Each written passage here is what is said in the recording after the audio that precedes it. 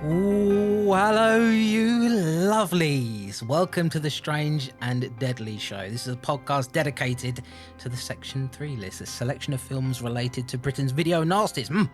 We pair up these films based on a theme, of course we do, and then we discuss and review them for your and hopefully our entertainment. Not always, but that's what you hope for. You can subscribe to the show on iTunes, Spotify, Stitcher, or any good podcatcher, and you can find more information about us and the other shows we have available, including Lost in the Omniverse, our show all about comic book movies, on our network over at strangeanddeadly.com. Type it into your web browser. So, yes, indeed, it's episode 35, and would you believe it, it's followed on very quickly from the last episode.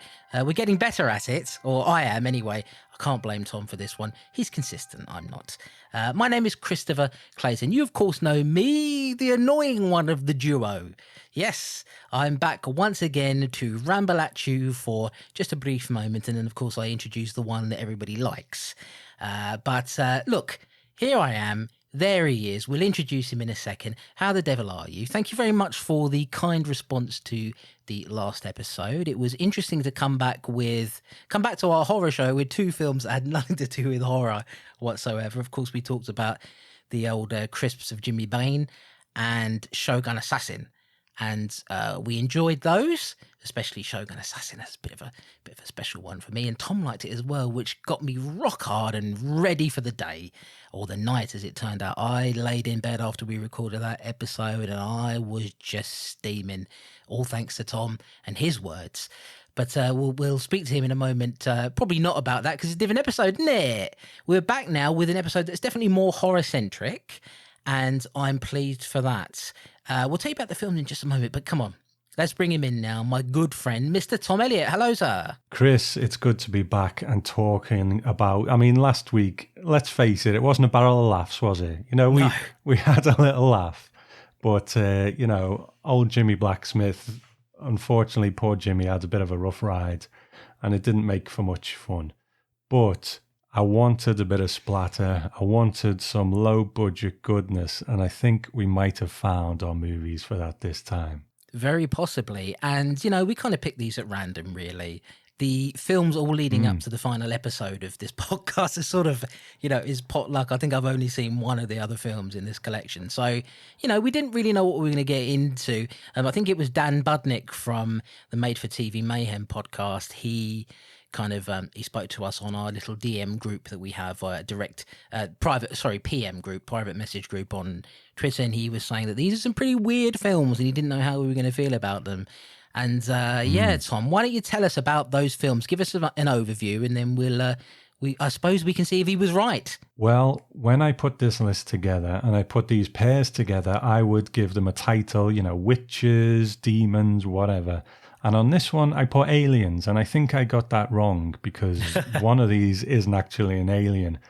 But I think the connective tissue here is maybe low-budget legends. We've got a Charles Band movie, which is called Parasite, and then we've got Nightbeast, which is by a real low-budget legend, Don Dohler. This guy, he must have been making movies for absolutely nothing. But so I think that's maybe what we'll call this one, low-budget legends. Well, Don Dohler must have been on the dole, Tom, because he hardly had any money, didn't he, to pour into these movies, and yet here we are. Somehow, Tom, Nightbeast ended up on Amazon Prime, and the one by Charles Band hasn't. You wonder how these things happen, don't you?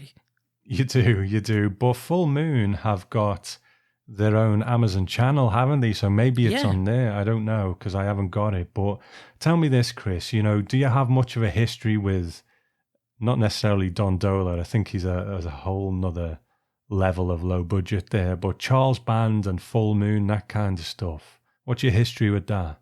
Well, I dated Don Dohler's daughter. Debbie Dohler. Really. I just want to say Don Dohler's daughter. A little tongue twister. Yes, I do have a history with Full Moon and Charles Band. I've been a fan of their films. Well, I say fan, not all of their work is it's variable. But I my horror love kind of comes from that school of, Reanimator and that whole group. And Charles Band was a part of that. I remember seeing Puppet Master when I was a youngling. I remember trying to buy the DVD box set from America of the Puppet Master series, which was difficult to acquire because he would always have it. Charles Band would like price it really, really high. Yeah. And then now and again, do you remember this, Tom? And now and again, he would have a sale on it, and he would always say it's extremely limited. Once these are sold, these will never be made again. And this carried on for years and years and years. And when you got hold of the box set and you watched the DVDs, you realised they were pretty poor VHS transfers. So the boy wasn't always honest. Yeah, and then he'd be like a week later, well, we found another crate full. So, but these ones, definitely the last ones. Yeah, he did that all the time. And he met a bit of controversy for that, because people on forums and things, I used to be on forums a bit more back then, not so much now. They would say, he's taking the piss out of people here. He keeps saying these are limited edition, and that's why the box set is so expensive, and it wasn't to be. Having said that, I still have the box set here. Right. The transfers are shit, but there's a low budget charm, isn't there, to some of the Charles Band and the Full Moon stuff? Oh, absolutely. Well, the thing is, I think what I used to like about him early on anyway was that it never looked like they were big budget movies, but they never looked really, really crappy either. You know what I mean? The original Puppet Master, I can't remember the name of the cinematographer, but it was like, I think an Italian guy who probably worked with some of the greats in Italy. And it had a real great look to it. They were really trying to innovate with the effects. And still in that first film, there's some stuff that you think, wow, that actually looks pretty cool. Yeah. And I think as the years went on with Full Moon, it sort of went the trauma route where they were just making shit for shits and giggles, you know what I mean? Like, let's make this fucking stupid movie because, for a laugh. I don't know what they're doing now. I know there's been a couple of Puppet Masters recently, and one of them was actually reviewed quite well, and I think Barbara Crampton might have been in it. Yeah. So maybe they got their shit together. But I think early on, Charles Band was good at putting what little money he had on the screen, and often he would get something better than his budget up on screen, I think. I think so as well. I mean, I don't know if you know this, Tom, but like the sort of leading modern franchise for Full Moon is Evil Bong. Oh, well, there you go. I mean, there you go. It's like an evil bong that talks, Tom. Right. Okay. Well, point proven. So that's what we're working with. Yeah. That's what we're working with in 2019. But yeah, loads and loads of Puppet Masters. And also Demonic Toys as well, I think was a big one for them. Subspecies. But as we'll discuss probably when we get to Parasite, which is the Charles Band film, some kind of famous actors who went on to be famous came out of the Full Moon stable. So, there was room to grow if you were there. Absolutely, yeah. Sure, like people like Stuart Gordon. Is Castle Freak a Full Moon movie? Well, I think so. And, all those, From Beyond, and I think they were Full Moon back in the day, weren't they? It's been a while since I've dabbled in them, but I think they were. I think so. I mean, I love Castle Freak. I saw it a couple of years ago. I've got the Blu-ray of it up there, and I really enjoy that movie. And, you mentioned there From Beyond, Reanimator. They're all classic movies to me. And, maybe you can tell, certainly if you know the background of it, that they're not up to par with the, quote unquote, AA, AAA, whatever you want to say. Those are batteries. I don't know what I'm talking about, Tom. The mainstream horror movies. But to me, Reanimator is, as good as if Friday the 13th, for example. It's there. Yeah. I'm not sure that was Full Moon, was it, Reanimator? But I don't know. I'm struggling to remember now. Maybe I'm saying that because a lot of the Full Moon stable were part of Reanimator, so it may just be that I've got the two things. There was some crossover. Jeffrey Combs, I think, was definitely in a couple of Charles Band produced movies, at least. He was, yeah. And I've got an ex-girlfriend actually who took a video of him saying hello to me, Tom. Oh. Jeffrey Combs himself. So if only if it was Barbara Crampton as well, I'd never have let that video go. I can tell you that much. But anyway, don't lead me down a dark path, Tom. Why don't we get started here? Okay, so why don't you tell us about our first film tonight then, Chris? Oh, I certainly will do so, Tom. Nightbeast, fighter of the day beast, champion of the sun. There he is, Tom. The Nightbeast. Now, this was released in 1982. Also known as Terror from the Unknown. That was a working title. Directed by Don Dohler. And it stars Tom Griffith, Karen Cardian, Jamie Zemerel, George Stover, and many, many more. Let me give you the synopsis for this one. A spacecraft is cruising the galaxy when it is hit near the Earth by an asteroid, sending it careening into the atmosphere and on to land. From the craft emerges a silver-suited alien who is most definitely not E.T. He immediately begins hunting down humans, starting with a couple of local hunters who swiftly meet their end when shot by the alien's laser gun. County Sheriff Jack Cinder is soon brought in to help deal with the local trouble, and he and his men confront this strange life form who appears to only want human destruction. They're unable to deal with the constant onslaught of laser fire, but also find that their weapons appear to be useless against the alien. They decide to book a hasty retreat to regroup, though lose some of their number in the process. Jack Cinder realises that their best option may be to take the alien's weapon if they can and use it against him. However, their attempt to do so the next morning, involving an expert marksman, ends with the marksman's son being killed in the process. They do manage to disarm the alien, shooting the weapon out of his hand and destroying it. Cinder decides to send out an evacuation order for the small town, asking residents to leave while the danger is present. One man who doesn't want to go is Major Burt Wicker, Bertie, who plans on holding a party for the governor to gain favour with him. Even a fake threat from local resident and police helper Jamie of poison gas being in the area fails to move Bert and his girlfriend, who stay put. Now, Jamie is sleeping with the girlfriend of Drago, a local troublemaker who hears of their tryst and ends up killing the girl, which enrages Jamie into a good old fistfight. Meanwhile, the alien continues slaughtering residents of the town. Eventually, a plan is made by Jamie and Cinder to borrow an electrical coil, having noted earlier on that a couple of residents were able to scare the beast off by electrocuting it with a milder current. Using a much stronger electrical current should kill it off. However, time is running out as the bodies begin to pile up, with the alien slowly making his way over to pay old Mayor Bertie a visit. What the hell are you doing, Bert? I told you to call this thing off. Shut up. Governor's right over there. I don't give a damn who's here. I want you to get these people out. Listen, we've done just a little Didn't while. I make myself clear this morning? Why don't you go write yourself some damn parking tickets or something? You're gonna screw this whole thing up for me. I'm not gonna budge. I want these people out of here now. Jack, get the hell out of here. You're making a scene. I'm gonna start clearing these people out. Sheriff Cinder, have you met the governor yet? Now, Mary. Oh, Governor, I'd like you to meet our esteemed Sheriff, Jack Cinder. Pleased to know you. How are you? Is there anything wrong? Oh, no. The sheriff just stopped by to say hello. He's a big supporter of yours, as a matter of fact. He's going to work for you in the next campaign, aren't you, Jack? Now, Jack, you just want to tell the governor what a great... Hey, look. Ladies and gentlemen, may I please have your attention? I'm sorry to interrupt this lovely party, but I'm afraid we're going to have to ask everyone to leave. We've just discovered that poison gas is leaking from the old mines, and for your own safety, we're evacuating the town.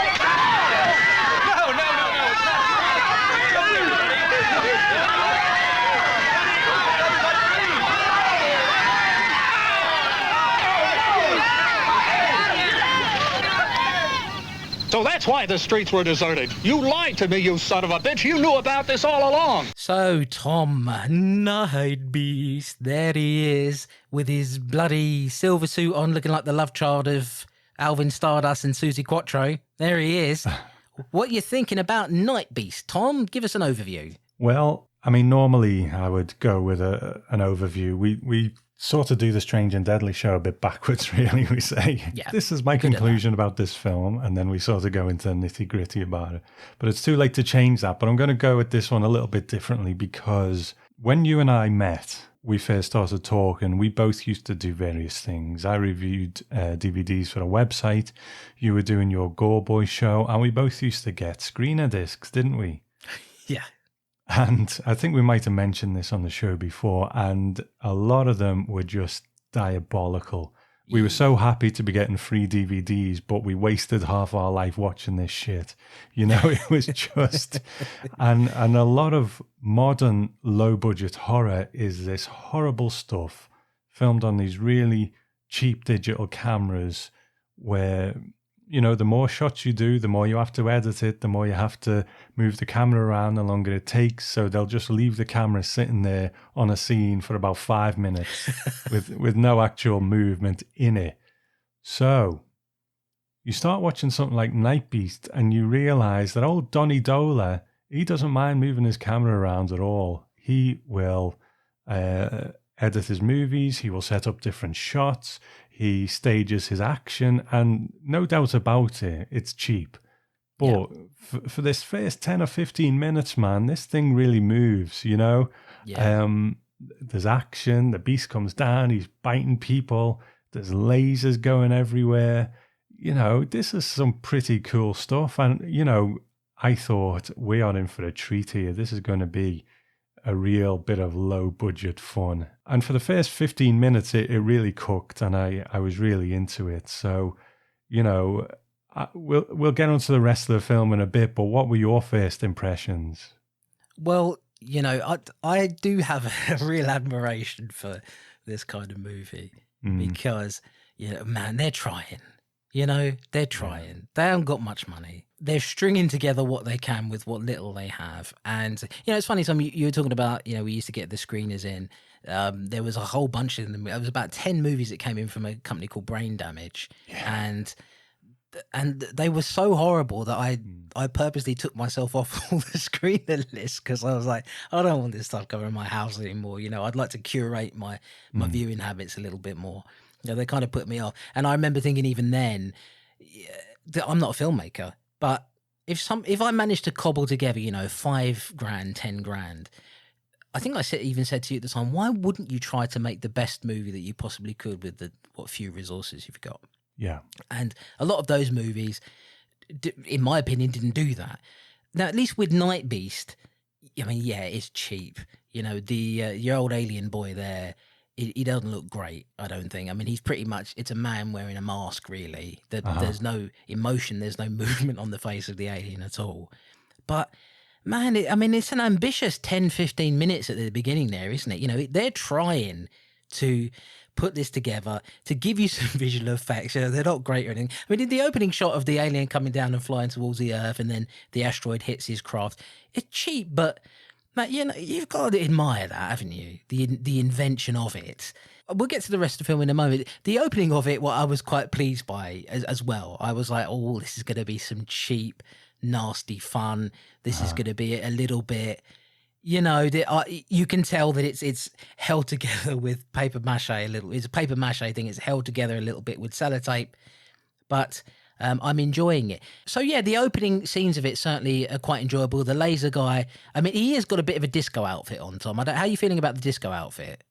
On the beast itself? Yeah. Yeah. Well, the thing is, for that first 10 or 15 minutes, they keep him pretty much in the shadows. So I thought, all right, have we got a filmmaker with some smarts here? He knows how to keep these things in the shadows. He probably realizes that the creature doesn't look that great, so he keeps it back. And I thought, man, if he plays it this way for the rest of the movie, maybe he can just pull this off. He didn't play it this way for the rest of the movie, so...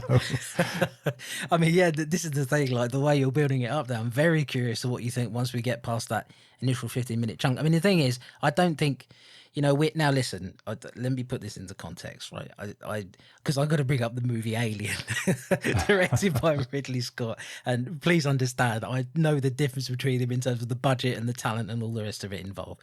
But it is a bit jarring to think that the xenomorph was where we were in, you know, what was it, 1979, and this is where we are now. You know, even E.T. was like what, a year away or whatever. I think it was 83, E.T. came out. But, you know, damn it, the guy's trying. I do think the alien, like, he's got a bit of a Gary Glitter outfit on top. Do you remember Gary Glitter back in the day, back in the 70s, before it all went down, before it all happened? He used to wear that silver jumpsuit. Yeah. And we saw what happened with him, Tom. So, you know, don't trust anyone who wears silver. That's what I have to say about that. After that initial 15 minutes, well, look, we kind of did it in the synopsis anyway, which we tend to do. But, you know, the alien arrives and he immediately starts killing people, doesn't he? You know, there's no friendliness here. There's no... Do you think... Maybe I'm reading too much into this. The alien was a bit scared because he was on a new planet all by himself and he just... You know, he lashes out from the very beginning because he's a frightened alien boy. Possibly. I mean, maybe he's got a premonition of things to come in this film because there are a couple of frightening things that we will get to. But I think after this initial flurry, inevitably things have got to slow down. I don't think Donny Dohler could keep this pace up for the whole movie. And it does slow down. And whereas that first 15 minutes is a fast move, and yeah, the acting's ropey, the effects are ropey, but it's cooking and it's moving. Once things slow down and people start to actually talk and you get a moment to catch your breath, it's then you start to realize exactly what we're dealing with here, you know. It's the level of, maybe not quite as bad, but you remember, I think it was called something like Invasion of the Blood Farmers that was on the list. Yeah. That, you know, I've just drafted in my dentist to come and be in this movie kind of acting. That's kind of what we're getting here, isn't it? Well, as it turns out, you know, good old Andy Roberts, who's got some feedback towards the end of the show, he actually sent a tweet over to me last night and said that you call him Donny Dohler, so I'm going to call him Donny as well. Are you friends with Donny? Well, you know, he's dead now, but back in the day. Right, but that doesn't mean you can't be friends. You could sit by his graveside and like have a chat with him spiritually, perhaps. So I'm going to call him Donny as well. He won't mind, will he? Yeah. At this point, Donny Dohler apparently used to cast a lot of his neighbours in things. So I think a lot of these people are just like local to him. And they're like, "Can you come and be in my movie, please?" And they were like, "Yes, absolutely, I'll be there." I mean, you said the acting's ropey. I think you're giving it a bit too much credit. I think the acting's rubbish in this, but. Tom, it's okay because we get introduced quite early on to the action man, the man of the hour, the man that we all want to be. We had Newman before, didn't we, in that other bloody movie? Now, but it doesn't matter because we've got the county sheriff, Jack Cinder. And good moustache game, first of all. A very good moustache game. There's a few in this, isn't there? There is, but the thing about Jack Cinder is he also caps it off with that wonderful curly head of greying hair. And it's kind of like, did you ever used to see Brookside? Yeah. It's sort of like Terry from Brookside. You know, if you had to put a shell suit on Jack Cinder, you know, it would have been like Terry's dad or something.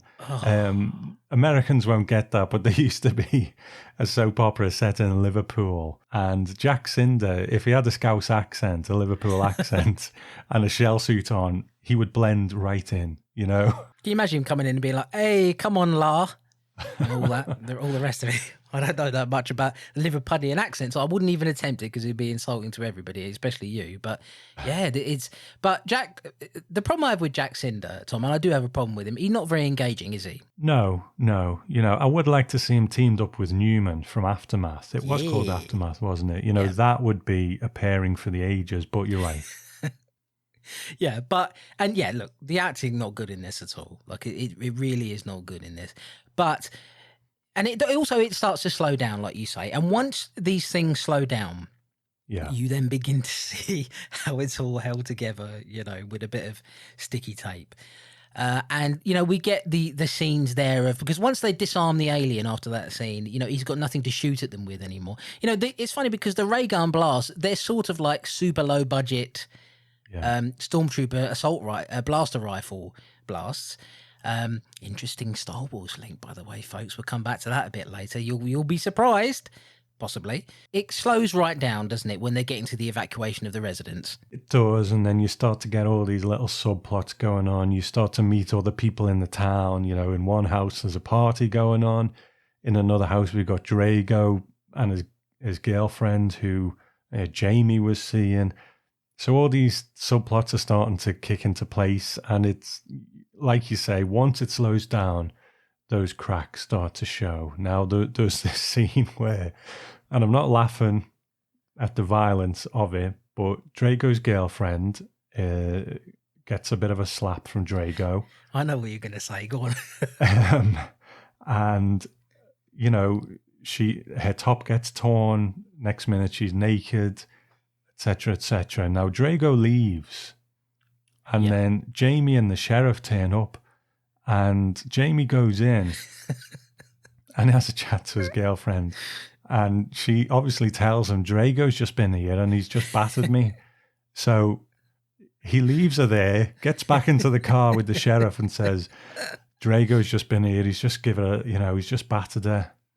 All right, tell her to, tell her to follow us in a minute. So and they both leave, So this poor woman who's just been battered by Drago is left alone in the house, and the inevitable happens. Drago kills her. Now, I'm not laughing at the horrible situation that poor lady was in, but just, your girlfriend's just been battered and you just get in the car with the sheriff and drive off. There was a back seat. She could have got in the back seat. This is exactly the thing I took away from that scene. I knew I wanted to talk about that. I'm so glad you brought it up. Jamie, he goes in there, like you say, he sees that she's been, kind of accosted by Drago. And he comes out and she says, yeah, she says she'll be ready in 2 minutes and then she'll leave. Bye. And they both go. And you think to yourself, but if you just waited outside in the car, Drago never would have come back because he would have seen that you were there, because he's in the bushes waiting for them to go. And your girlfriend would still be alive, you muppet. Honestly. And in fact, one thing about this film that is quite funny is there's an alien on the loose. It can kill people in seconds. There's not a single person in this movie who ever stays with a group. They all go off on their own all the time. Happens throughout the whole thing.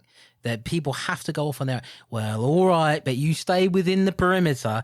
And of course, they end up meeting their end because it's people don't group together. I know it happens in horror movies a lot, but really, it's especially prevalent in this. Yeah, and I'm trying to think what else happens, but there's a female deputy in it, and early on, old Jack Cinder, he's a bit of a chauvinist, I think, because is it him where someone says, "Oh, we should call whatever her name is"? I can't remember what her name is now, and he's like, "Oh, for God's sake," as if to say, "We got to call the woman," and the person goes, "Come on, Jack, she's qualified," or something like that. And I think so.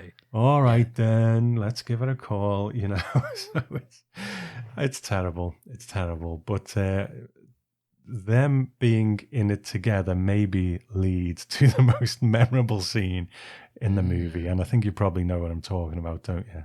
Oh, listen, Tom, it's always a good memory when these things happen. And yeah, we get a spicy scene. What happens is the alien, I think it's the alien, he wounds Jack Cinder. Is it the alien who wounds him? Something wounds him. Yeah. It's like on his leg, isn't it? A wound to the leg, and she comes in and he's got to take his trousers down, obviously, because you've got to have a look at the old wound. And then he has a rest. He's all sweaty and everything as well. Like, it's nasty people. She goes for a shower. She just takes her clothes off in front of him. Like, these two have never been intimate with each other before, or anything like that. She takes her clothes off in front of him, goes for a shower. He's laying there, getting the right horn, Tom.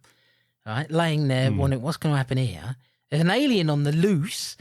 And then she comes out of the shower, and Tom, they end up having a super spicy sex scene, don't they? And Tom, I was going to say Tom Cinder, Jack Cinder, there he is with his caterpillar lip, and she's right into him, isn't she, Tom? And he's right into her, and you get to see his bum crack as well.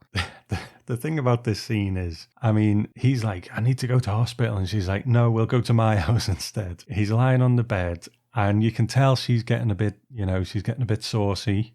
You can tell that she's thinking, I've got Jack Cinder on my bed, That's it. Yeah. Let's see where I can take this. And I'm sitting there like I'm watching a car crash, in slow motion. And you're just like, no, I don't need to see Jack Cinder getting it on with this woman. And it just slowly starts to go there. And then he takes his clothes off and he's like a plucked chicken with, these grubby white Y fronts. And then they come off and you see his arse crack.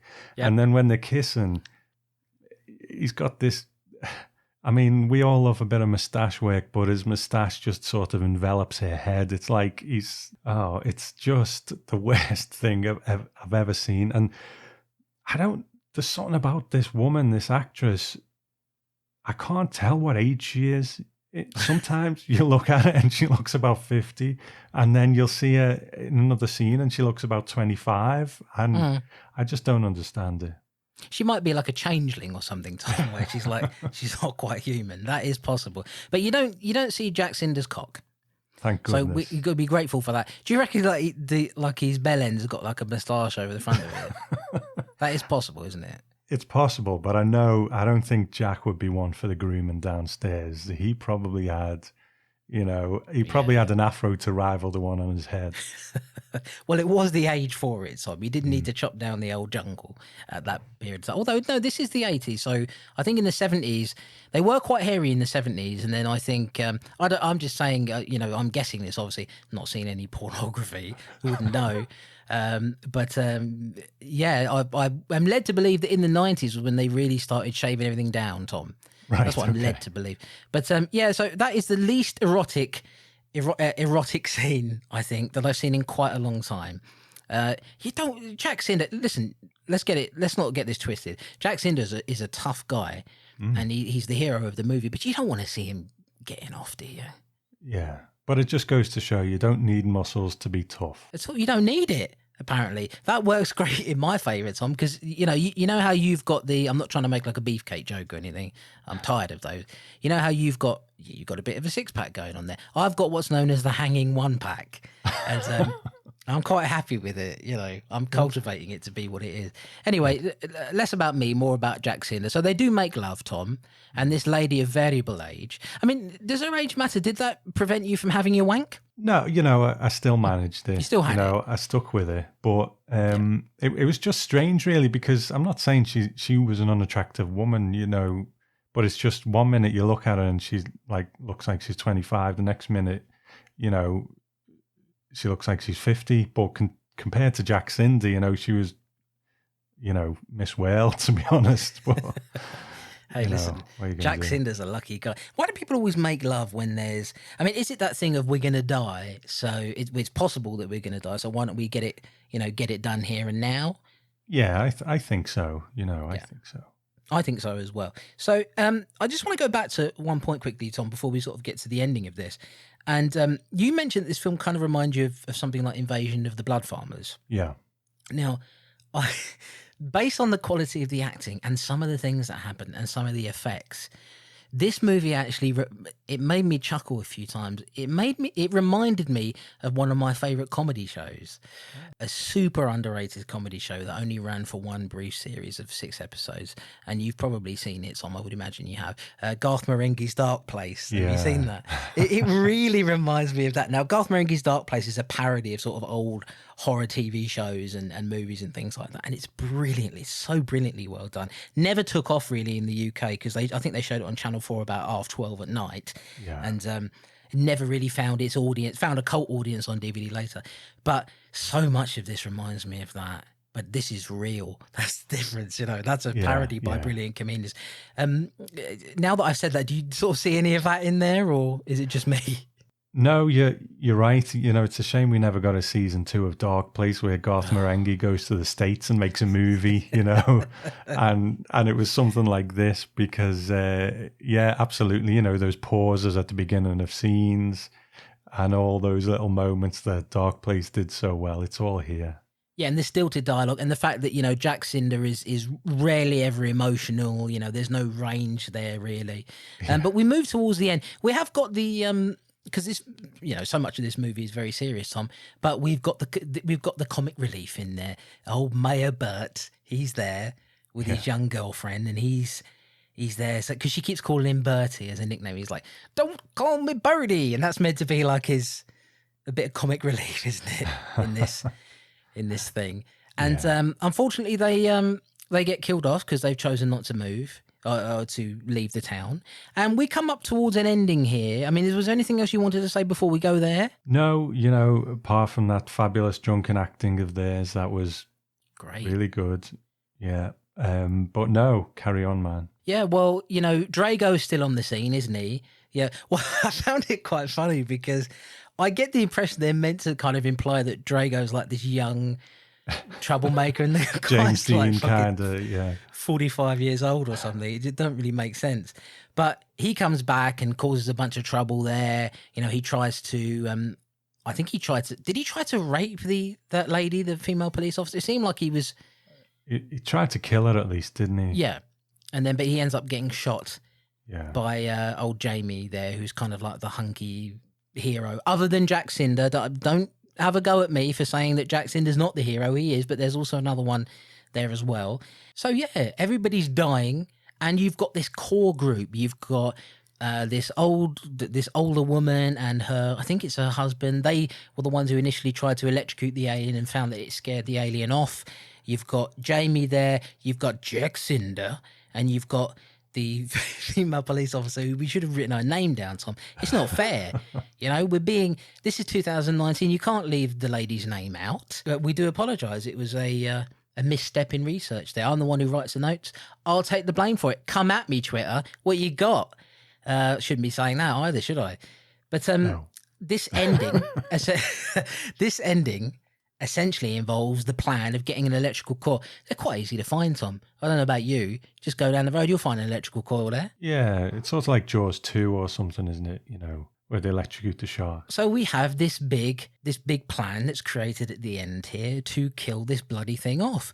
And yeah, the alien turns up, Tom, and they decide what they're going to do is they're going to set up these wires in between.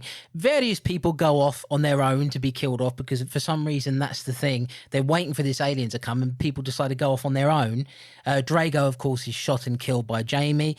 And in the end, they manage to find the alien there. He's coming towards them. He's going to kill them. He's having a good growl. And they realise that he's starting to pull away at the wire. And if he pulls at the wire, they're not going to be able to enact the plan to kill him with electricity. So good old Jamie decides to sacrifice his life, doesn't he, Tom, by holding on to the wire, turning the electricity on. And it turns Jamie into the Crypt Keeper. Like, he Looks like he's been dead about 10 years. Doesn't he? yeah. I mean, he turns into a corpse in like 5 seconds. Yeah. And like a rotted corpse, in fact. But that electricity is powerful, boy, powerful.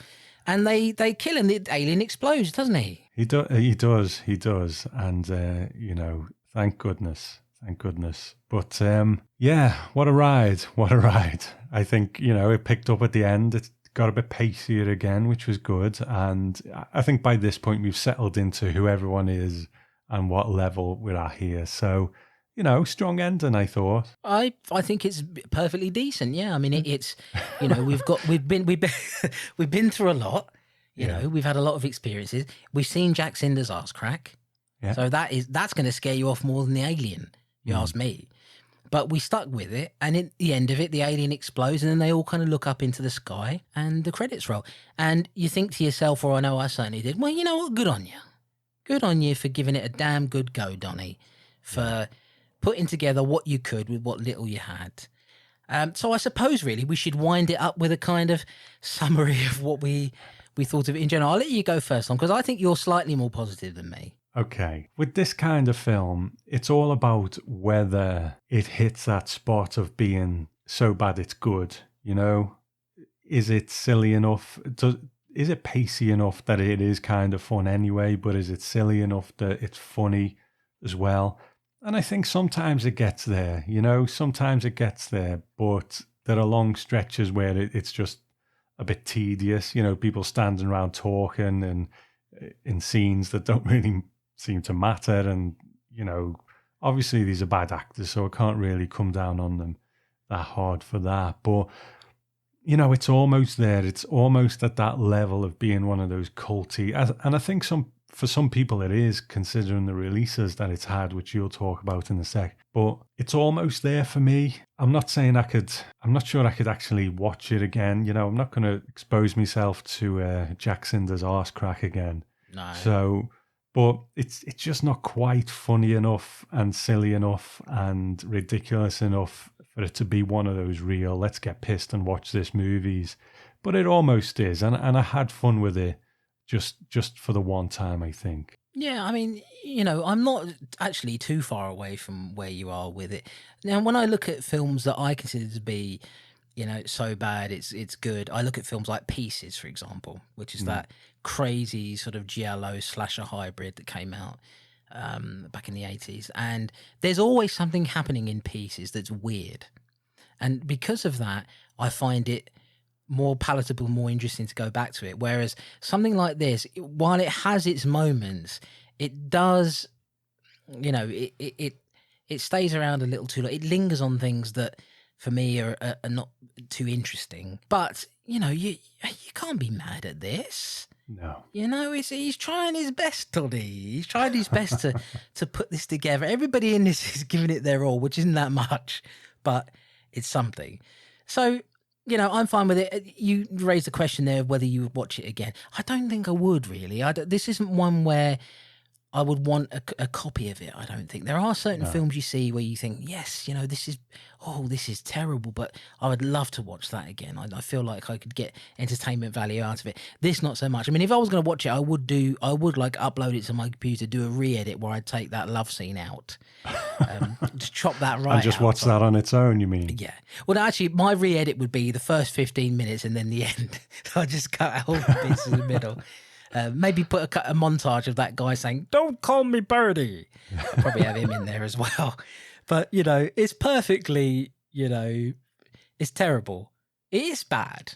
I think it is bad, but it's charmingly bad. And there's nothing wrong with that. Yeah, it has that real, obviously this is a guy who loved movies, wanted to do on himself, put his stamp on things, and he done whatever he needed to do to make it, and fair play to him. Like I said, that editing, he didn't just plonk the camera there for 10 minutes and have people talking. Well, he did sometimes, but that first segment, and he'd done various angles for different things, and there was some stuff, I can't remember exactly, but I remember watching it thinking, you're editing this further than anyone else who is making this sort of low budget stuff. So fair play to you for really trying with this. And yeah, absolutely.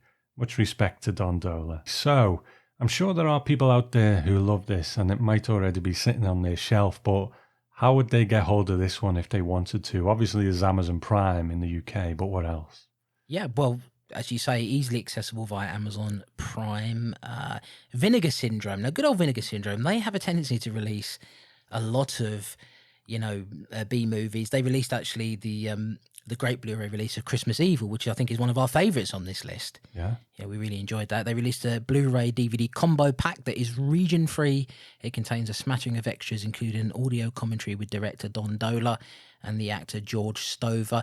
Listen to this, Tom. It's a limited release of 3,000 copies, and there's only 264 left. You're running out of time. You know what? I wouldn't mind hearing that commentary. Yeah. I think that would be quite good, to be honest. Do you think they've got that available, like on a torrent site or something that we can grab that from? I don't know. I don't know if I want to spend money on it. I'm only joking, folks. I'm only joking. Support the arts.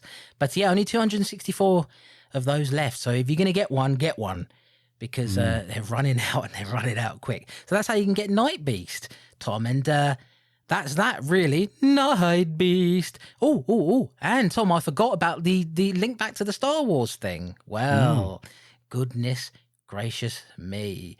You will see on the credits of this film that a man worked on the music named Jeffrey Abrams. Now you're thinking, Jeff? Who's Jeff Abrams? Well, you might know him better as Mr. J.J. Abrams. Yes, the director of Mission Impossible 3. He's there. He also directed a few other films you might know. Before he discovered a penchant for lens flares, he did some of the music on this movie. He was 16 years old, Tom. Hilarious. I mean, do you reckon, because I know he contacted Don Dohler, didn't he, after seeing a feature on him in a magazine. Do you reckon Don was like, son, you listen to me in one day, you can be a filmmaker like me? And JJ was like, yeah, all right, yeah, okay, Don. Yeah. I reckon what happened was that he worked on the film and they gave him obviously a work print of it, and he started doing the music and he got to that scene where Cinder and the lady have sex and he wanked himself silly, Tom. He was only 16, so. He was only 16, exactly. The hormones are flowing, So there you go. J.J. Abrams did some of the music on that, and hey, he's directing the final episode of the latest Star Wars trilogy. So it goes to show you start from meager beginnings and you can end up as, one of the top directors. Well, I'm glad someone made something of themselves after this one, at least. So, shall I tell you about Parasite? Oh, please do. Okay, our next movie is called Parasite, released in 1982, also known as Parasite 3D. There was a 3D version of this? Yeah, boy. Oh my God. Okay, directed by Charles Band, starring Robert Glaudini, Demi Moore, Luca Bercovici, Cherry Curry, and many Cherry Curry. Cherie Curry, and many more. Dr. Paul Dean is shown having a tremendous nightmare in which he is attacked and invaded by a dangerous parasite which burrows its way into his skin. He wakes in his van and we see that he's on the road travelling through an America that is very different. It seems to be a post-apocalyptic landscape now that has no formal government, with the country actually run by a seedy and dangerous group known as the Merchants. Dean has taken to the roads with much of his lab equipment kept in the van. He helps to save a girl who appears to be being raped by two men, only to discover that the three are working together.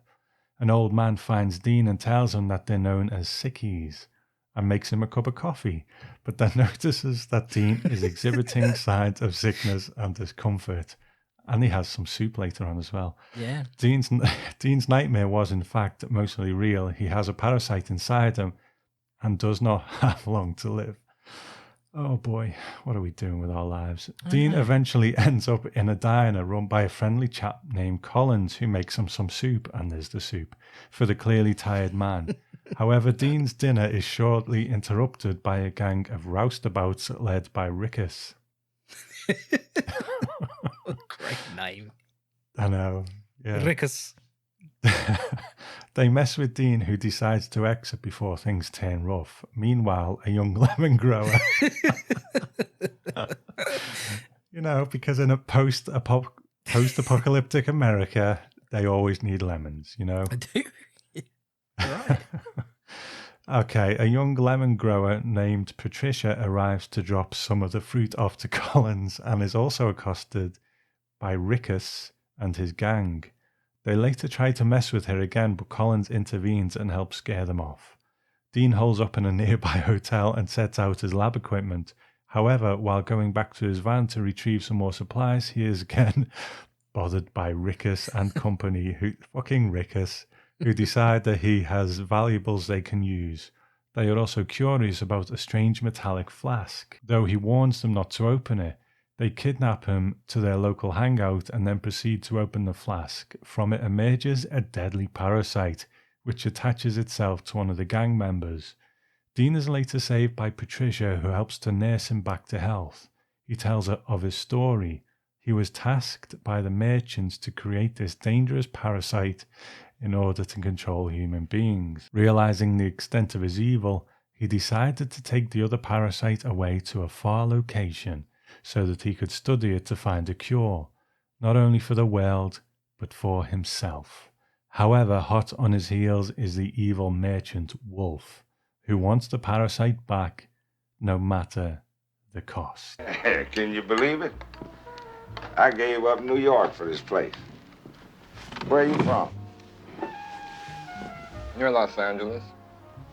Oh, yeah? I hear they got big trouble out there. That's why I left. Well, I guess we both did the right thing. I left New York for that same reason. Hell, I love that city. That's before it got crazy, that is. And all that atomic shit started falling out of the skies. That's how I got this. Hell, people started dropping dead right in the damn street. I had to get out. Hey, I'm sorry, pal. I'm just making a little dinner conversation, that's all. I just lost my appetite. I see. It's okay. You're the first friendly person I met in this town. Well, everybody needs a friend now and then. Okay, so written and directed by Charles Band Chris. We've both spoken highly of him earlier on in the show. What about this movie? What do you think of this one? Well, first of all, it's worth saying that never has Tom struggled to get through the reading of a synopsis more than he has done that one. There was tripped himself up all over the bloody place, and editing won't save that. No. That's in there for life. You can leave most of that in. I will, my friend. Leon, you have a good giggle hearing about this. Is that's salve for the soul, I would say. So yes, Parasite, directed by Charles Band. Now, I admire it when I sort of started the other review the same way. I admire it when they try to do a post-apocalyptic story with barely any money to do it with. And we saw that with Aftermath and Newman, and that was, a little bit, well, actually it was, what am I trying to say here? It was a very low budget movie and not particularly accomplished. This, on the other hand, I think you can definitely say that it feels more like a real movie, if I can say that. It feels like it's had a bit more thought put into it, compared to, say, Nightbeast, which I actually think did have a lot of thought, now that I think about that. But, it's a bit more accomplished, I'll say that. A little bit more polished, in that it's not, and the acting is not great in this either, but it's also, it doesn't go down to the doldrums that Nightbeast does. Now, that being said, interesting opening scene there, where we see this parasite and effects, Tom, done by Stan Winston. Yeah. So it kind of goes back to what I was saying when we were talking in the overview earlier on about how, a lot of the people that we kind of love and admire in the genre or in different movie genres, even in mainstream pictures, they get their start at Full Moon, They get their start in these kind of movies. We see that with Demi Moore, who's in this movie. We'll talk about her character a little bit later. So, there is a way of kind of starting your career at this sort of place. I mean, bloody James Gunn now, who of course is directing the Guardians of the Galaxy movies and is a big player at Marvel, he started at Troma. So, writing Romeo and Juliet. So, yeah, it's, as an overview of it, I quite like this, Tom. I have to say, I quite like it. Now, it's got problems, and we'll talk about the problems as we go on, but as a low-budget post-apocalyptic film that's trying its best with what it's got, I do think there are some interesting ideas there, and I kind of enjoyed the chase along the way of this doctor trying to run away from somebody who's going after him. It's got a variety of issues as we'll go along, but I quite like this one, Tom. After I watched this, I looked it up online and tried to catch some of the reviews of the day. And a lot of them said it was very boring. That seemed to be the consensus at the time, that it was boring. Now, I will give it that it has quite a languid pace to it for the most part. But you know what? I didn't mind that because the interesting thing about this movie is that they don't have, some voiceover at the beginning saying this is the world of 1992 and, an evil corporation known as the Merchants has taken over America, blah, blah, blah. It doesn't even have a character who comes in and says that. We get bits of it later on. But it's this post-apocalyptic world which is only a nudge beyond the actual world, you know what I mean? It's not like 50 years after civilization's dead. It's probably more like, 5, maybe, a bit more. So it's quite interesting just to sort of go through it and discover what exactly is going on here. We don't even know what the deal is with the parasite in this guy's belly or nothing like that. So I just kind of like the pacing of it, where we're discovering through this guy's journey what this world is like. And, I quite enjoyed it too. It was just, maybe towards the end, it was starting to get a bit like, oh, I get on with it now. Or I just enjoyed being immersed in this slightly post-apocalyptic world and, and seeing what there was to discover in it. You know what I mean? Well, the world building is actually pretty good. It, like you say, there's no explanation at the beginning of it that tells you what's going on. You have to work that out. And you do work it out, I think, relatively quickly. But, sort of 15 minutes into the movie, you've got the idea that people are bartering with silver now. Money means nothing anymore. Yeah. And I think, I certainly did. I got the sense that the parasite did have something to do with it. Now, as it turns out from reading about it afterwards, it seems like the world had just sort of ended and the parasites were created then to, because we'll get into the backstory of the parasites later really, but were created then to feed on the people who were left. So something had already caused this post-apocalyptic landscape to happen. It wasn't necessarily the parasites that were doing it. So that was interesting to find out. You've got Dr. Paul Dean there, who right at the very beginning, we see him getting invaded by the parasite there when Wolf comes up behind him. Wolf, oh, there's Mahal. The Dr. Paul Dean there is invaded and the parasite comes in and comes into his belly. And he wakes up from quite a horrible nightmare. And we think, oh, is he just, imagining that this stuff happened? He comes into this town. He goes and tries to get gas there. He has this run-in with this group of this old guy who makes him a coffee, calls them sickies. And while he's in there having his coffee, we learn again because the guy kind of says, well, you've got real coffee. So we learn that coffee's a bit of a commodity now. Not a lot of people have it. He sort of exhibits signs of being ill, of having a problem with him. And, we can infer from that. And in fact, it's confirmed later on that, yes, he does have this parasite in his stomach, the doctor. He finds a hotel, goes to the hotel. He also finds a diner there, and we meet an actor that I really like there. I can't remember seeing him in anything, but he's the guy who runs a diner named Connors. Have you ever seen him in anything before this? The soup guy. Not that I can recall, no. I quite liked him. He was sort of an affectionate, friendly face. Yeah. And gives him a soup. And Dean sort of, he's Dr. Paul, I'm just calling him Dean using his surname because it's quicker to do that. Dean eats a bit of the soup and they have a little chat. But the old guy says, the soup makes me laugh so much. Why does it make you laugh? I don't know. I mean, it makes sense, doesn't it? Canned goods would be the thing that lasts, you know what I mean? But he's sitting having his soup, and then Rickus comes in and he steals his soup off him and starts to eat it. You know what I mean? So it's very, very soup-related kind of scene. But sorry, carry on. Yeah, there's a lot of soup talk. Yeah. A lot of soup talk going on. Quite soupy. And so he's enjoying his soup. We don't know what's in that soup, Tom, which for me was the worst part. Did he have perhaps a cream of mushroom or a cream of chicken? It looked lumpy to me. So it could have been a Scotch broth. Perhaps we'll never know, Tom. We'll just never know. But unfortunately, who turns up, Tom? It's old Rickus the Dickus.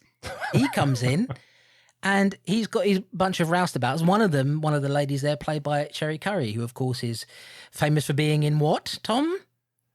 I don't know, man. You got me on this one. Oh, Tom, stop listening to the Bare Naked Ladies, mate, and bloody listen to the Runaways, that famous girl band who were around in the 70s, who had that classic song Cherry Bomb. Cherry Bomb. They used to talk about bombs a lot. They were terrorists, Tom. You don't remember the Runaways? No, man. Oh, Tom, you used to have a Chris Cornell haircut as well back in the days. What's happened? What's happened to you? They were famous. They had a couple of top hits, and Joan Jett was in the band. And do you remember Joan Jett? I remember her, yeah. Yeah, and then she ended up going solo and became bigger than the Runaways ever were. But Lita Ford was in there as well. She was like a big kind of hair metal star back in the day. But Cherry Curry was the singer of the Runaways, and she is the girl who plays like Rickus's girlfriend, I guess. Right. You don't seem that impressed by it, Tom, by my... So when I was saying before, when I got her name wrong, and you were like, no, it's such and such, and I was like, who gives a fuck? No one knows who she is anyway. I was completely wrong about that. Yep. We probably would have edited that bit out, Tom, but now you've given an insight into what you're like, abusive to me. Everybody thinks it's the other way around, but no, he shouted at me properly, and I'm just sitting here shaking, like a leaf from the abuse I'm taking. But so they come in, and I mean, he's just a dick, isn't he, Rickus? He is, yeah. I mean, every 80s movie, not every 80s movie, but E.T. didn't have them. Well, I don't know, but there's always like the gang, isn't there? And they're all just dickheads. Friday the 13th Part 3, and they just turn up and they're just total arseholes. And does this happen in America? You're just sitting there and like just a load of fucking arseholes come and just start messing shit up for you. And they took his soup as well. To give him his soup back. It's like in Death Wish, and that was pretty grim. But yeah, this sort of crazy, like rough gang who always just come and mess with people for the sake of it. It's quite prevalent, isn't it, in a lot of movies? Yeah, and so they're messing with poor old Dean there, who's just trying to have some damn soup. That's all he wants. The man have his soup. He's trying to eat his soup, his lumpy soup, Scotch broth, I reckon. or perhaps could be cream of chicken. But like I say, it is lumpy, so we'll never know. We'll just never know. But who steps in, Tom? But old Demi Moore. Long before Patrick Swayze grabbed Clay, had a grab at her old Clay, Ghost. And that really weird scene, because I really enjoy Ghost because it reminds me, the Whoopi Goldberg character reminds me of my Auntie Joyce. But there's one scene in that where Patrick Swayze's spirit inhabits the body of Whoopi Goldberg, and Demi Moore comes up to her and is like touching her face in an erotic way. It's really weird. So long before she brushed her hand across Whoopi Goldberg's face, Tom, we had Demi Moore in this. And even longer, or even further back, before she did striptease and ruined her own career. Back in old 1996. Remember that, Tom? I remember it well. You know, oh, I bet you bloody do. Demi, we all love Demi. I still love Demi. Charlie's Angels 2, shit movie, but Demi Moore looked fabulous in it. You know what I mean? She is. I'm trying to think. Has she ever been in any great movies that I actually like? You don't like Ghost? Well, I mean, yeah, it's good. I'm not saying it's a great movie, but it's... But it's not really my cup of tea. I wouldn't say, oh, you know what, I'm just going to sit and watch Ghost. You know, it's just not going to happen. Striptease, maybe for a couple of minutes or something. Yeah. But see, this is the show that brings out the real Tom, you see. This is where we get to see where I'm there watching Ghost with my family as a kid, like being lovely about life, and you're sitting there fucking playing with your old Hampton, looking at striptease. And this was long before she married Bruce Willis as well. Yeah. Oh, Bruce Willis. But my point being that, yes, you know, I've always loved Demi Moore, and I still do. Yeah. So she's there, and she's the lemon grower. Patricia Wales. She is a lemon grower. The resident lemon grower. And Rickus, you know, obviously the gang likes to make fun of her and everything, and they kind of accost her. And accost is my word today. I've been using that a lot. And Rickus does something that I don't think anybody would do. He grabs a lemon and like bites into it like, I'm going to take... Who does that with a raw lemon? Maybe the clue is in his name. Rickus. Maybe that's a play on rickets. And that's why people call him that. So he always needs to make sure he gets his vitamin C. So that's why he bites into a lemon. Yeah. It's also possible that when they were writing out his birth certificate, they meant to write Rick, but then the person who was writing out his stroke at the end. And it just looks like us at the end, and they left it there. That's possible, isn't it? Yeah.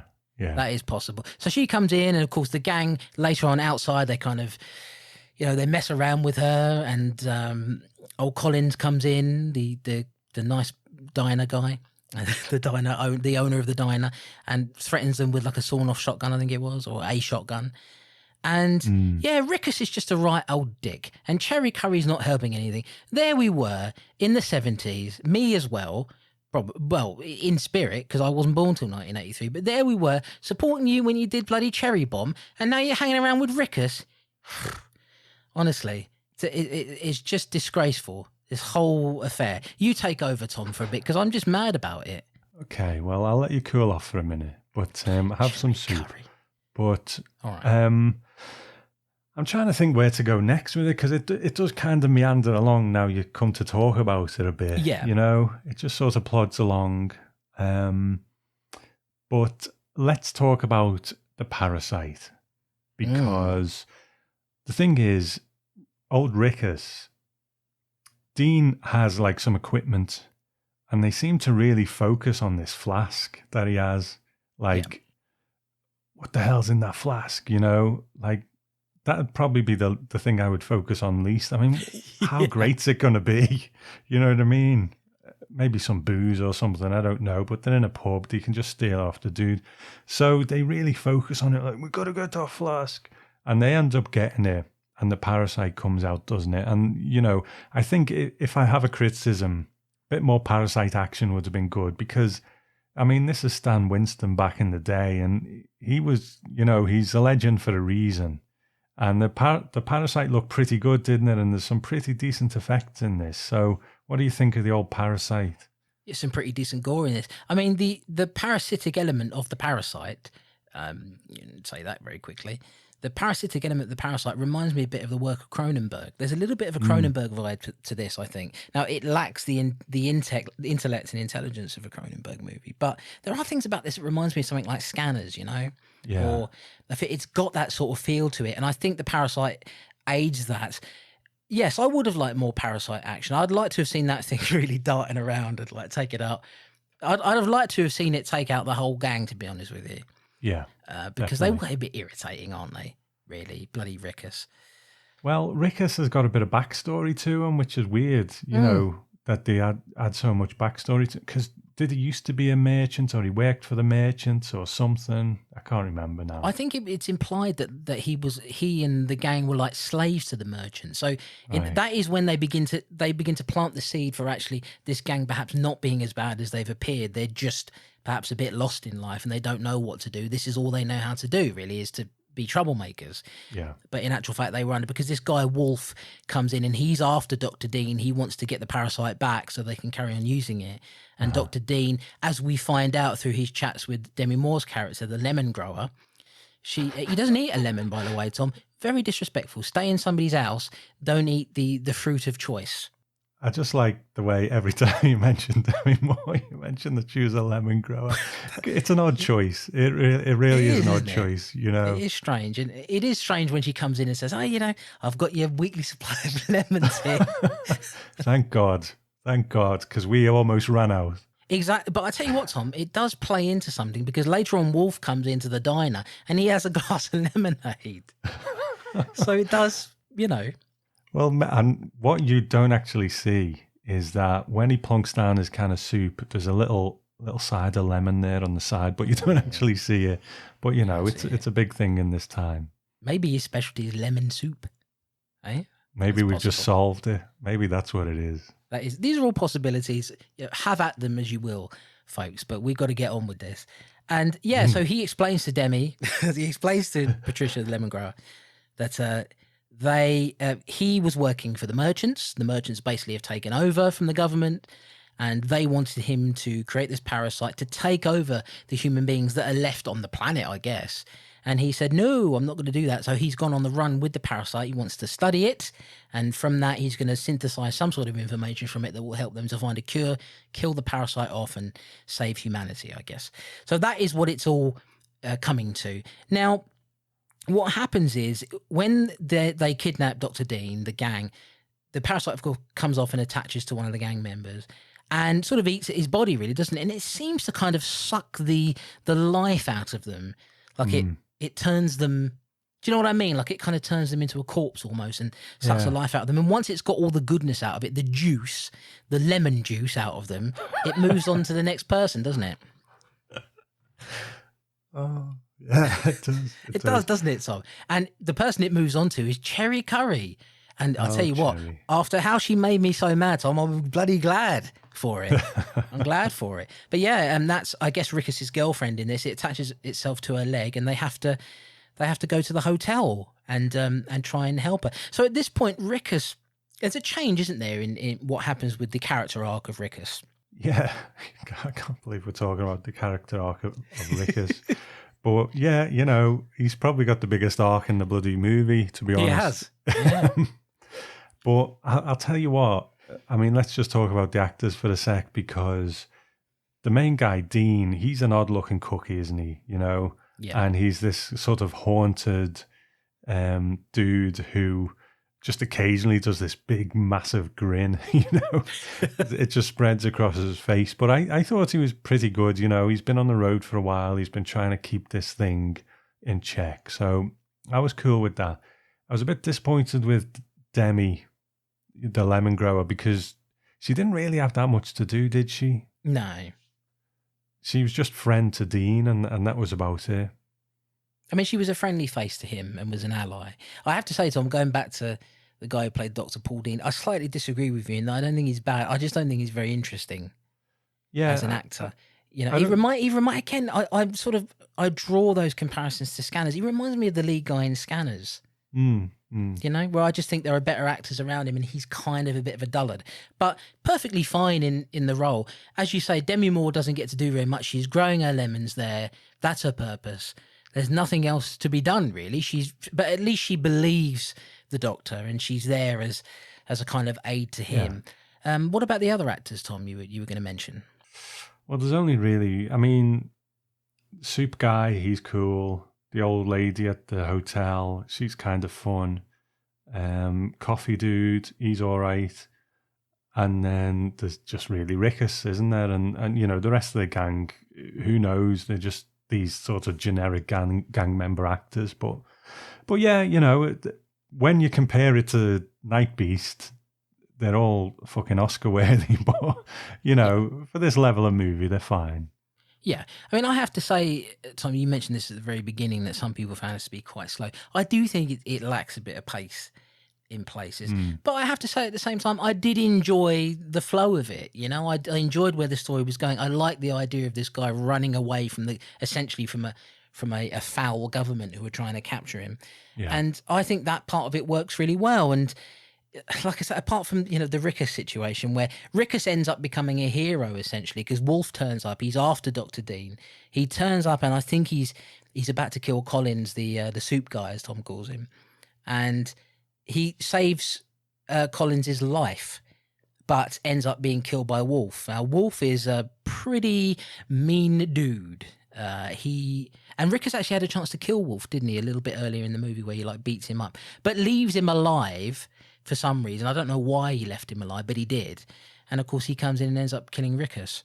But his real goal is to get that parasite, Tom. And as we move towards the ending of it, you know, he kind of slaps the crap out of Demi, doesn't he? Does, yeah. In that scene, violent guy.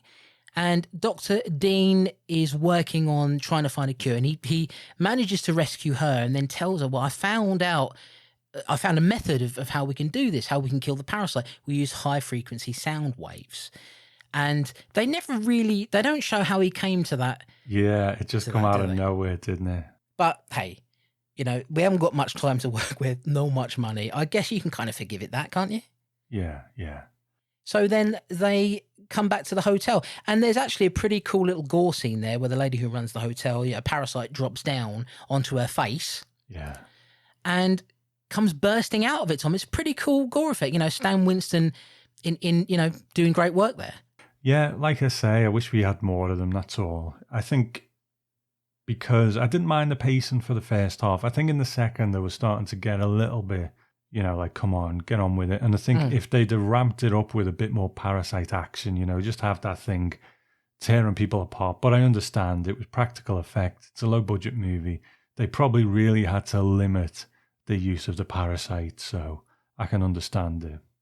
Yeah, but it all culminates in this ending where Wolf comes into the hotel and he's tussling with Dr. Dean, and the parasite attaches itself to this guy, and I think they tussle again, have a little struggle with each other, and Dr. Dean ends up pushing him outside and then blows up a gas canister. I think it's actually Demi who fires the shot. She's moved on from Lemon Grove. She's become a cold-hearted killer, Tom, and she shoots the gas tank there and blows up the guy, and he dies along with the parasite. And so it's sort of a happy ever after kind of ending, isn't it, really? Because you've got Dr. Dean's still alive, she's still alive, and Collins is still alive. And presumably the rest of the gang as well, apart from Rickus, obviously, is dead, his girlfriend is dead. I think the rest of them remain. So but there's a shot at the very end of the movie, Tom, where it shows the parasite again. And I wondered if that was them saying it's still alive, or if they were saying, well, this is what the parasite looked like, just to remind you of the danger that they faced. I wasn't entirely clear on that. But, you know, give me your summary of this ending.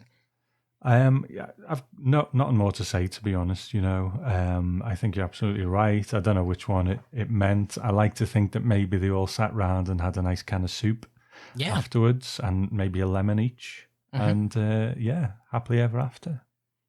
There you go. So your biggest takeaways from this are soup and lemon. Soup and lemons, man. Absolutely. But I guess to sum up, I summed up first last time. Go on, you give us your overview of this one, man. All right. Well, I quite liked it. You know, I do have a fondness for some of the Charles Band pictures. You know, I'm quite fond of the first Trancers movie. Did you ever see Trancers? Way back when, God, so long now. Mm-hmm. Well, you see, that had another starlet in the making. Helen Hunt was in that, which was in the 80s, and she went on to be a big star as well. So, you know, a lot of people get their start in Charles Band movies, I guess, or movies that certainly surround the Full Moon brand. And also Trancers, by the way. Tom has another great Jack in it, Jack Death. Oh, okay. Yeah, Jack Death, played by Tom Thomason, I think it is. But yeah, I like this, Tom. You know, I think it's a perfectly decent movie. You know, it has got pacing issues. I do, as you say, I'm pretty much on the same boat as your good self, really. I think it could have done with some more killings. Mm-hmm. But I like the idea of the story. I think there's a bit of a Cronenberg element to it that I enjoy, a bit of the body horror. Cronenberg does it better, but he's a more accomplished director. Not to disparage the work of Charles Band too much, but Cronenberg is a bit of a genius, really. I don't think Charles Band fits in that same camp, although he did direct Evil Bong, so you've got to give him that. But I liked it. Yeah, I thought it was a pretty good film. I thought it works most of the way through it. Some of the characters I quite liked. Not super keen on the lead actor, but he's fine. Overall, I think it's a perfectly decent movie that is certainly more accomplished than Nightbeast. Is it as fun as Nightbeast? Well, that's where the question comes in. Probably not really. I don't think you would look at this and think, oh, this is absolutely terrible. There were a lot of negative reviews back in the day, certainly, and it doesn't seem to be a film that is appraised as something of a cult entry like Nightbeast is. But I liked it, Tom. What say you? Yeah, I like the dusty kind of slightly post-apocalyptic vibe to it. You know, like society's broken down, but it's not completely broken down. And we just get to cruise through that world for a little bit and discover what's going on. So a Blu-ray release of this film is due on the 22nd of October, 2019. Get your credit card ready, boy. Get your credit card ready via the Kino Lorber label. I've not heard of Kino Lorber. I've heard of Kino. This will be a brand new restoration scanned in 4K, Tom. They're scanning it in 4K, dear boy. You've got to be kidding me. Yeah, now just to clarify, this is not a 4K film. It's merely the negative been scanned in 4K, but it'll still be a 1080p presentation. It will feature a number of extra features. I think there's a commentary on there from, not from Charles Band. I think it's like a couple of writers or maybe people who are authorities on these sorts of movies.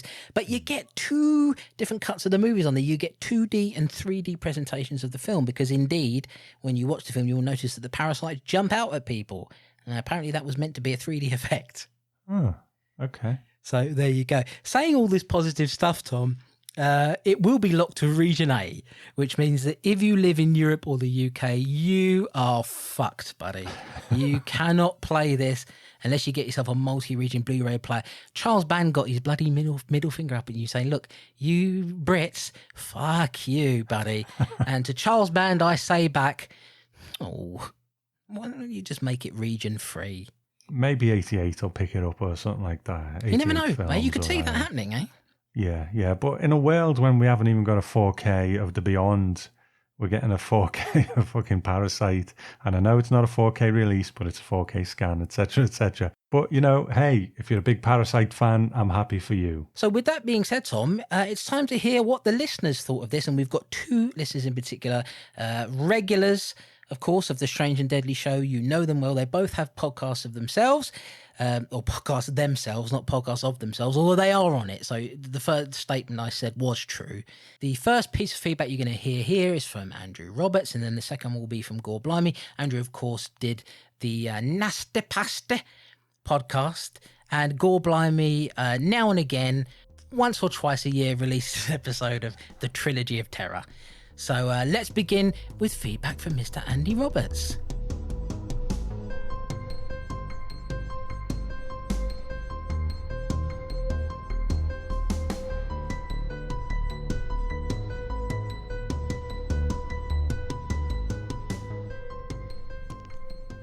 Howdy again, chaps. Absolutely wonderful hearing your nostalgic tones in our ears once more, and an utter joy to podcast listeners everywhere. On to this week's sci-fi duo, of course, so we'll start with Parasite, coming from memorable cult buff Charles Band. Incredibly ambitious project, this one. It was in 3D, and it clearly had aspirations to be the next decent Alien rip-off by exploiting the 3 dimensions in the multiple scenes of graphic alien expulsions. Amongst a background of pseudo-post-apocalypse with some Mad Max-type gangs thrown in, though, it's a bit haphazard, and it doesn't really have the technical prowess to pull off some of the more onerous special effects. That said, you could really do worse than this, as it's quite fun, really, and it also features Demi Moore in one of her very first appearances. Some of the nasties do actually have this habit of showcasing famous actors' early works. You just need to take a gander at The Burning to find that one out. It's most likely the frequent scenes of the parasite bursting from its victims, most notably the old woman's face in the bathroom, that earned the wrath of the DPP, especially as Entertainment in Video, who distributed it, were also dishing out Rosemary's Killer, or The Prowler, as the US know it, which was also on the Section 3 list, and also Prisoner of the Cannibal God, under their Hakushin label. It's certainly not grim or nasty enough, though, to be tarred with the Video Nasty label. Nor too is the next film, Nightbeast, which is more akin to a 50s sci-fi B-movie with all the charming excesses of the 80s thrown in. Very little backstory, just a few badly animated preambles of an alien arriving on Earth, and then a whole movie of what looks like Admiral Akbar in a silver suit, ripping people apart or vaporising them with a laser pistol. You have to admire the charm of this one, especially as the acting is hammier than a Brexit party's gathering of gammons. And the creature, while rather silly looking, is at least on screen and causing havoc fairly often. The film is enjoyable as a whole, and it's perfect beers and snacks fodder. Some scenes, though, can be endurance tests, like the prolonged shootout scenes between the law enforcement and a clearly overpowered alien laser blaster. The scenes of TNA and some pretty graphic disembowelments are most likely what caused the DPP to focus on this film, more than likely spurred on by the fact that the VHS was a Vipco special, who were already in major trouble for Driller Killer, Zombie Flesh Eaters, Flesh for Frankenstein, The Boogeyman, Death Trap, and The Slayer, all of which were bona fide video nasties. And by the same token, Massacre Mansion, The Nesting, and Shogun Assassin were all hauled in for likely the same guilt by association tactic employed by the police. Both good ones, though, this week, and hopefully they've filled your horror boots, so to speak. I'm sure that I'm going to relish your responses.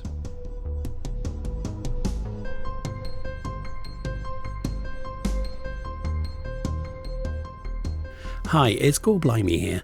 And first of all, just to say, I'm really glad you guys are back. There's been a big hole in my podcast listening, and I'm so glad you're there to plug it for me. I only had a chance to watch one of the 2 films, so I picked Nightbeast, which I must admit is one I've been meaning to watch for a long time. And so here are my thoughts. First of all, the teethy titular monster, known as the Nightbeast, despite mostly coming out during the daytime, crashes on Earth where his first experience of human life is a bunch of rednecks with big guns and bad hair. He seems so annoyed or disappointed by this, he starts randomly shooting everything with his Astro ray gun, which has the power to immediately vaporise people. And cars. There's so-called Uncle Dave, driving kids out into the middle of the woods at night and telling them to wait in the car, while he goes off, presumably to get the chloroform. We have the sheriff and his female deputy wearing a uniform which is surprisingly low cut compared to the male one. One of my favourite moments with them is possibly the most unerotic sex scene I've ever seen. Out of nowhere, she just kneels down and starts undoing his trousers. He has a wound down there somewhere, so she wants to get a look at it, before dropping all her clothes in front of him and having a shower. "That's a nasty gash you've got there," says one of them during all this. I'll let you guess which one. Sexy, sexy time starts with her standing in all her glory, tan lines making me want to adjust the contrast on my screen, and this tableau of temptation is completed by our rugged hero with his pasty body and greying perm. By the way, if you look on IMDb, the actress is described as a cute and spunky blonde. I'm saying nothing. Well, the sex scene might not have done much for me as a viewer, but it seems to have done wonders for his nasty stitched-up leg injury, which is completely cured and forgotten from that moment on. Maybe they should look into providing that sort of treatment on the NHS.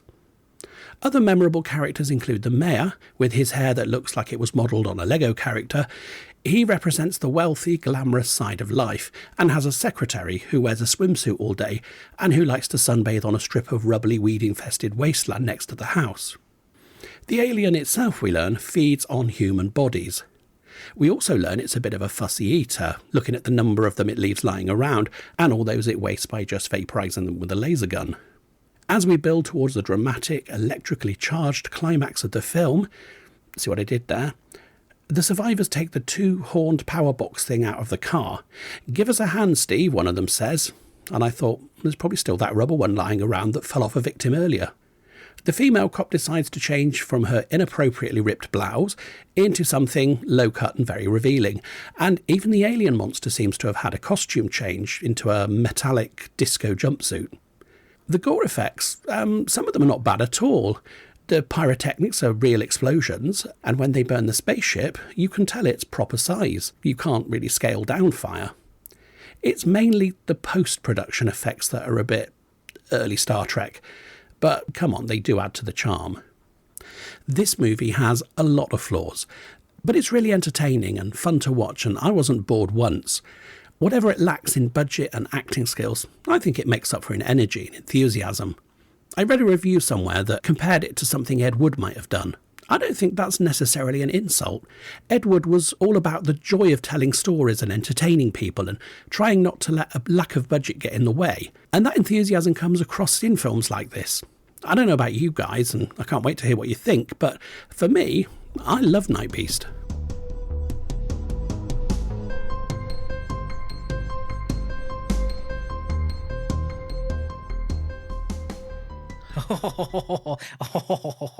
Oh, God blimey, you filthy fucker.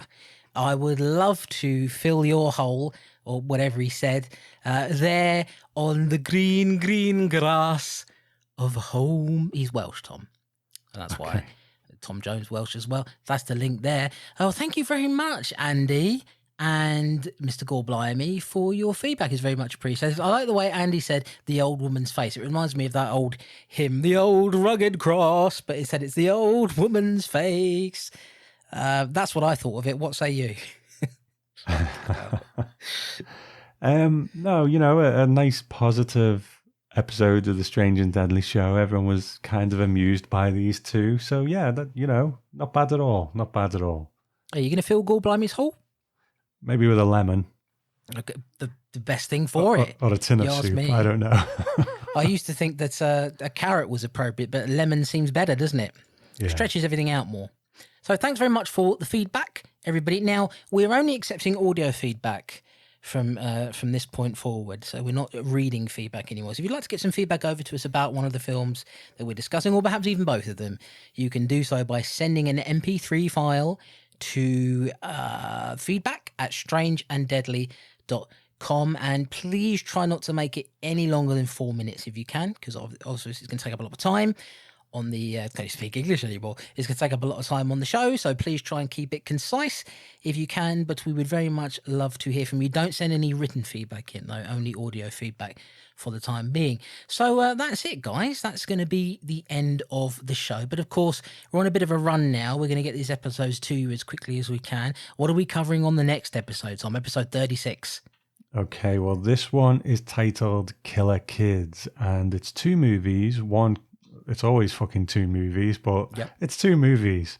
So the first one is called Communion, which is also known as Alice Sweet Alice. I think there's a new release of that coming soon, actually. And the next one is called Dead Kids, also known as Strange Behavior.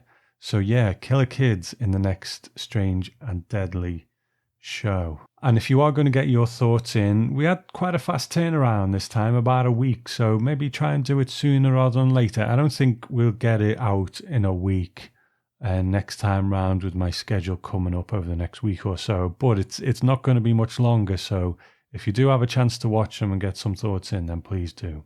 Yeah, we're fast tracking these as much as we can within our schedules to try and get these out and to finish this Section 3 list. Not because we want to rush through it or anything like that. We just want to complete that portion of the project and then see where we go from there. So yeah, if you fancy getting on it, do try and get on it as soon as you can, because it helps with the planning and the editing and all the rest of it. But otherwise, thank you very much. Killer kids, Tom. I'm very much looking forward to that. I love kids, not in that way. I think they're the future. So the ones that kill, perhaps they're going to get rid of the old bureaucrats, Tom, the dirty corporate bureaucrats who are taking over the world. Perhaps they'll wipe them out, Tom, and we'll just be left with the youth, the future, the youth. We can live in hope. We can live in hope. That's what I hope for. So thank you very much for listening. We very much enjoyed your company. Tom, thank you very much for putting up with my bollocks as usual. I really do appreciate it. And when I say that, I don't mean that I've got my bollocks draped on you or anything Stuck like to that. my leg. Although, well, I've told you before, Tom, but I'm enthusiastic, but I'm small. So I'm Chris Clayton. And I'm Tom Elliott. And we'll speak to you on the next episode of The Strange and Deadly Show. Enjoy yourself a lemon and goodbye for now. Bye.